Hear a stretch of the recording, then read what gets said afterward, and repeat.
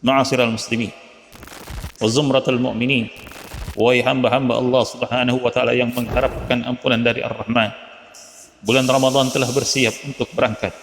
Tidak ada yang tersisa kecuali saat-saat yang singkat. Barang siapa yang telah melakukan ketaatan selama ini, maka hendaknya dia menyempurnakannya. Siapa yang sebaliknya, maka perbaikilah di waktu yang masih tersisa, karena amalan itu dinilai dari akhirnya. Ketika Nabi SAW bersabda, innamal a'malu bil khawatim. Manfaatkanlah hari-hari yang tersisa, kerahkan seluruh upaya meraih Lailatul Qadar itu di malam-malam yang tersisa. Titipkanlah amalan saleh yang dapat memberi kesaksian kepadamu nantinya di hadapan Al-Malikul Alam, sang penguasa hari pembalasan. Lepaskanlah Ramadan dengan salam yang terbaik, karena di sana ada hamba-hamba Allah Subhanahu wa taala yang kata Nabi mereka mendapatkan kecelakaan. Ketika Nabi sallallahu alaihi wasallam bersabda, ragima anfu rajul dakhala alaihi syahru ramadhan thumma salakh falam yughfar lahu. Celaka bagi seorang hamba, kata Nabi sallallahu alaihi wasallam, yang memasuki bulan Ramadan, kemudian bulan Ramadan itu berlalu dan kemudian dosa-dosanya tidak diampuni. Ma'asyiral muslimin, wahai hamba-hamba Allah Subhanahu wa taala yang mengharapkan pengampunan dari Ar-Rahman, kesempatan yang telah Allah Subhanahu wa taala berikan kepada hamba untuk berjumpa dengan bulan Ramadan, kalaulah kemudian hal itu tidak dimanfaatkan dengan baik untuk meraih dan mendapatkan ampunan Allah Subhanahu wa taala, maka sungguh kecelakaan dan penderitaan adalah sesuatu yang pasti akan dia dapatkan di hadapan mata. Renungkanlah wahai hamba-hamba Allah Subhanahu wa taala, seluruh aktivitas ibadah yang kita lakukan dihubungkan dan diganjar dengan ampunan dari Ar-Rahman. Bukankah Nabi sallallahu alaihi wasallam telah bersabda, man shama ramadhana imanan wa ihtisaban ghufira lahu ma taqaddama min dhanbi wa man qama ramadhana imanan wa ihtisaban ghufira lahu ma taqaddama min dhanbi wa man qama lailatal qadri imanan wa ihtisaban ghufira lahu ma taqaddama min dhanbi. Siapa yang berpuasa di bulan Ramadan, siapa yang kemudian qiyam di bulan Ramadan, siapa yang menghidupkan malam-malamnya untuk mendapatkan malam Lailatul Qadar, maka kata Nabi sallallahu alaihi wasallam, mereka berhak untuk mendapatkan pengampunan dari Ar-Rahman. Abu Musa radhiyallahu taala anhu pernah berkata, seekor kuda yang dipacu dan mendekati garis finish, maka dia akan mengerahkan segala kemampuan untuk mendapatkan hasil yang terbaik. Kemudian kata beliau radhiyallahu taala an, walladzi baqiya min ajalina aqallu min dalik, dan sungguh yang tersisa dari waktu dan usia kita lebih sedikit daripada kemampuan kuda tersebut. Saudara-saudariku, tahukah Anda pada hari kiamat ada sehari yang seperti 50.000 tahun? Kepanikan akan menjadi sebuah pemandangan di padang mahsyar. Beratnya hisab dan pertanggungjawaban merupakan sesuatu yang akan menanti dari setiap diri-diri kita. Maka betapa celakanya ketika diri ini tidak bisa mengambil pelajaran. Ketika jiwa-jiwa Anda merasa lelah dan letih di atas ketaatan, maka katakan dan bisikkan kepada jiwamu, wahai jiwa, sesungguhnya tempat peristirahatanmu sedang aku persiapkan. Semoga keletihan yang Anda lakukan di salat-salat malam Anda, lapar dan dahaga di saat berpuasa, kesabaran di atas ujian dan ketaatan akan menjadi sebuah senyuman di hari yang banyak manusia berada dalam kesedihan, peraungan dan kepilauan. Kita lahir di atas kehidupan dunia ini dan kita pun akan meninggalkannya tanpa sesuatu apapun. Seluruh dari kita semuanya akan setara dalam sebidang lahat.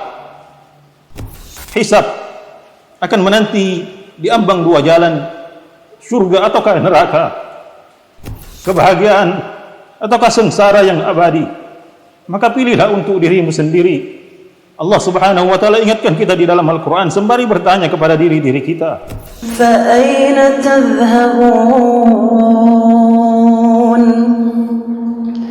fa aina tadhhabun, kemana kalian akan pergi, kemana kalian akan memilih? In huwa illa dzikrun lil alamin. Sesungguhnya Al-Quran itu hanya peringatan bagi semesta alam. Liman syaa'a minkum an yastaqim. Bagi mereka yang menghadapi dan menghendaki keistiqomahan di atas jalan Allah Subhanahu wa taala yang lurus. Saudara-saudariku, mungkin Ramadan kali ini akan menjadi Ramadan yang terakhir bagi siapapun. Mari kita berkompetisi untuk kemudian menorehkan lembaran-lembaran perpisahan yang indah dengan Ramadan kali ini.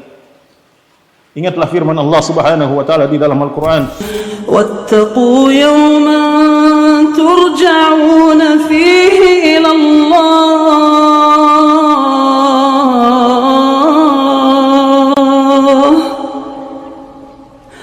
Wattaqu yawman turja'una fihi ila Allah.